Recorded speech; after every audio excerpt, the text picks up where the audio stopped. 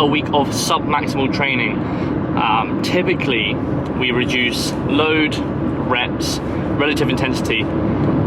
It's fairly boring, isn't it? Yes. It's a fairly boring week. The worst gym week.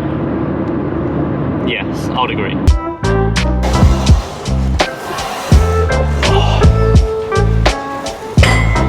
That's boring. That's boring.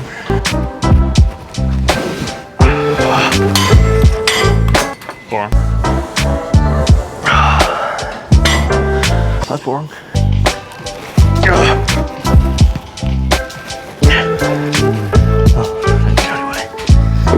That's boring.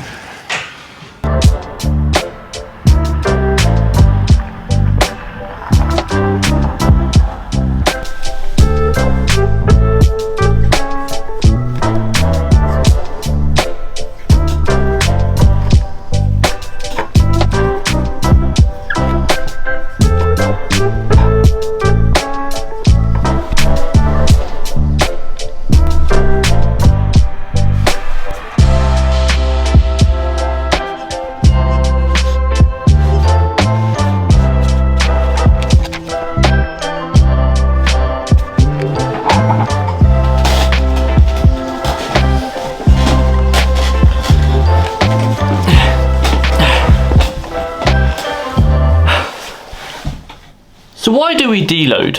What is the purpose of deloading? We know how to deload, kind of, but why do we actually deload? Now, here is something called the fitness to fatigue paradigm.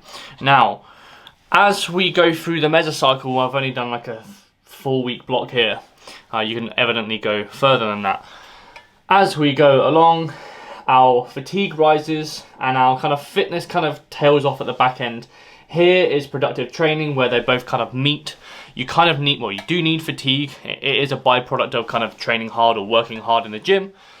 But at some level, your fatigue would rise pretty harshly, which would then affect training performance.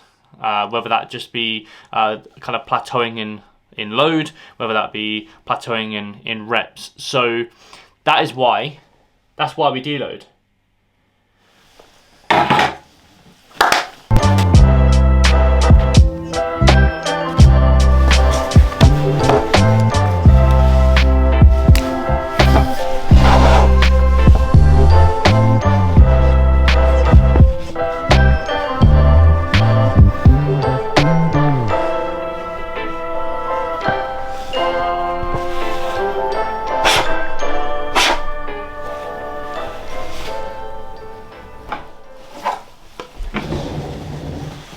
Welcome to the swizzle chair. So we've gone through kind of why we deload. We now can go through ways of deloading. So typically we have 3 ways of deloading. One of them is my preferred route, and I can explain why. So we have ways to deload. We have that's a ways, by the way.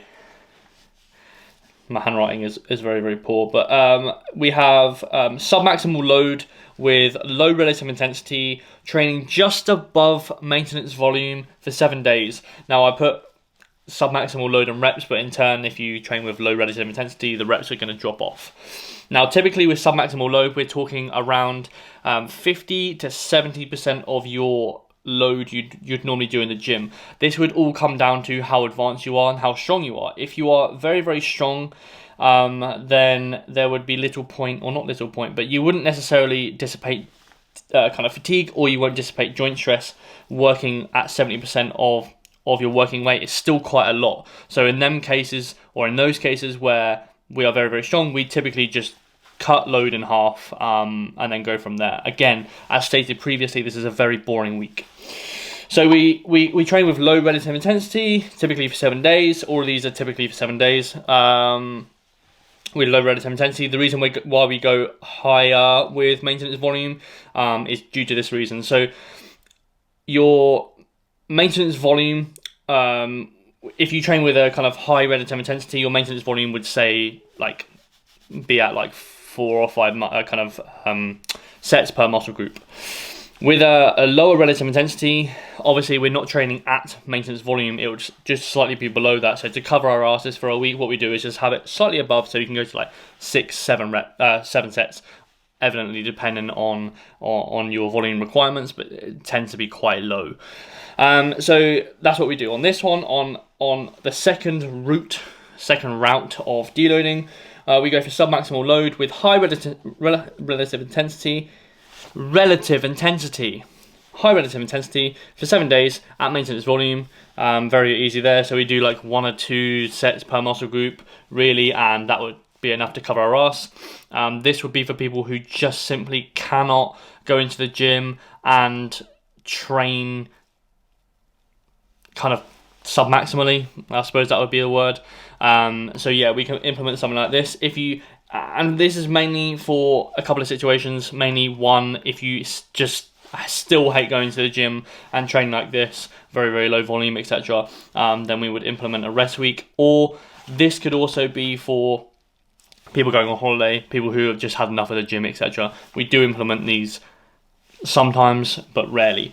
In mainly all of these scenarios, we do a couple of things. Number one is I tend to drop caffeine. Number one, we don't really need it, especially here in the rest week. We don't really need caffeine, so we can use this as a resensitization kind of effect, where caffeine is very kind of tolerant. So you might start off with one kind of coffee that, or I suppose it would be coffee, caffeine, whatever.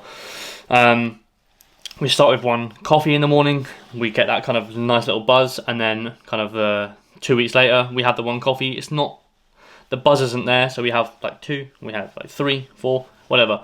After a while, it will affect sleep. So what we want to do is kind of resensitize, so it makes sense in this week because we just don't need caffeine to drop caffeine, and then we can start the mesocycle with 1 coffee, 2, 3, 4. You get the gist. That's basically why we do it. Also, caffeine in itself puts us into a sympathetic state. So it's actually quite fatiguing. So when you're kind of, everyone uses this analogy for trying to explain the sympathetic state. When you're in a car accident and you're kind of, or maybe not in a car accident, when you're kind of in a near-miss car accident, your heart's kind of pounding. You're like, oh, that was close. That's kind of the sympathetic nervous system. So caffeine actually kind of gets you into that state by having kind of an elevated heart rate, etc. It's actually very, very fatiguing for us.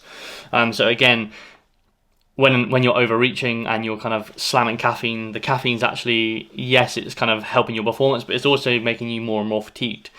So when you're in a deload, the point of a deload is to dissipate fatigue, right? So is there really any point in adding the fatigue with caffeine? Probably not. So that's why we do it here. Also with calories, we don't tend to go lower unless you're going to maintenance. So let's just say, for example, you're in a massing phase. What you could do is go to maintenance calories because you're not working as hard in the gym, etc. Although the calories you actually burn in the gym isn't that much. You'll probably tend to find that it's like 300 to 400 calories, which isn't a lot.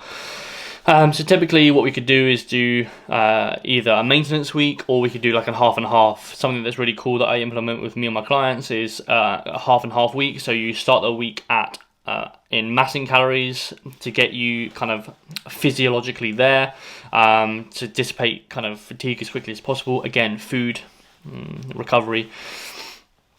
So what you could do is go into massing calories at the front end of your week, and then at the back end of your week, you can go into maintenance calories. The fatigue is pretty much dissipated. You're just waiting for kind of joint stress. Again, that's why we have the 7 days, really. I do think that with any productive mesocycle, if you go into your mesocycle before the 7 days, you just don't know what's going on underneath the hood. So you could potentially be putting yourself at an increased risk of injury. But again, potentially, we're just trying to play it safe here. So yeah, you could do like a half and half week. You could do in a fat loss phase, you could kind of bring your calories up to maintenance. Under no circumstance would I really go underneath your, like if you're eating in a deficit, I wouldn't go below that, anticipating that you're not going to be working as hard at the gym. You want to go above. Again, for the same reason, you want to kind of dissipate fatigue as quickly as possible. You don't really want to kind of decrease your calories and then be in a more fatigued state and then go into your new mesocycle in a more fatigued state. So yeah, that's what I would do with calories. That's what I would do with caffeine. The difference between these three actually are very, very marginal.